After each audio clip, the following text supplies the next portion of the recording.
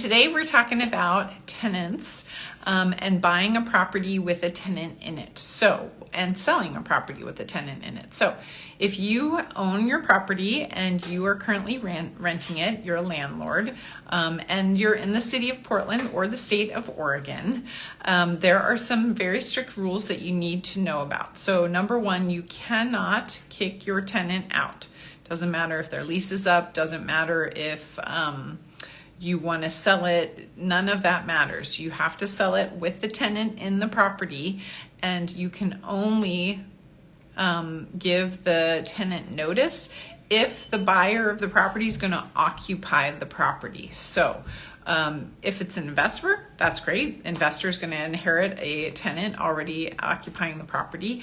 But if not, you as the seller have to give your tenant notice that the property is being sold. And if that buyer is actually going to occupy the property, then you can give your tenant notice. Hi, everybody. It's nice to see you. Two things you should know. As a buyer, if you're buying a property with a tenant occupying it, you should definitely get a copy of the lease. You want to make sure you get all the information about that current tenant because you're going to likely be inheriting that tenant. And you want to make sure it's clear in your contract what's going to happen. Are you going to get the tenant's deposit? Do you need to reimburse the tenant the deposit? Are you going to get their rents? How is that going to happen? Where do they mail it to? All of that stuff, all the logistics. You need to figure it out or have it figured out for you before you take possession of the property or close on the property.